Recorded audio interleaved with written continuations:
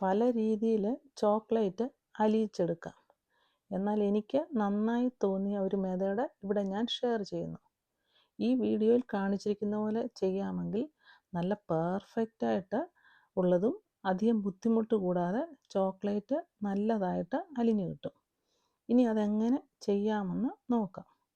ഇവിടെ ഞാൻ അതിനുവേണ്ടി എടുത്തിരിക്കുന്നത് ഒരു സ്റ്റീമറാണ്. 2 ഗ്ലാസ് വെള്ളമൊഴിച്ച് തിളപ്പിച്ച ശേഷം ഫ്ലെയിം ലോ ടു മീഡിയത്തിൽ വെക്കുക. അതിനുശേഷം നമുക്ക് ആവശ്യമുള്ള ചോക്ലേറ്റ് ബാർ ചെറിയ പീസാക്കി ഒട്ടും നനവില്ലാത്ത മറ്റൊരു പാത്രത്തിൽ സ്റ്റീമറിൽ വെക്കുക. സ്റ്റീമർ അടയ്ക്കരുത്. കുറച്ച് കഴിഞ്ഞതിന് ശേഷം ഇളക്കുക. എല്ലാം മെൽറ്റാകാൻ തുടങ്ങിയിട്ടുണ്ട്. നന്നായി ഇളക്കി നല്ല ക്രീം പരുവത്തിലാകുമ്പോൾ ഫ്ലെയിം ഓഫ് ചെയ്യുക. ഒട്ടും തരികളില്ലാത്ത നല്ല പെർഫെക്റ്റായ ക്രീമി ചോക്ലേറ്റ് കിട്ടിയിട്ടുണ്ട്.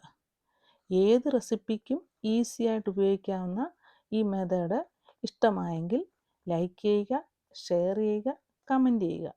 അടുത്ത നല്ലൊരു വീഡിയോയുമായി കാണുന്നത് വരെ ഹാവ് എ നൈസ് ടൈം.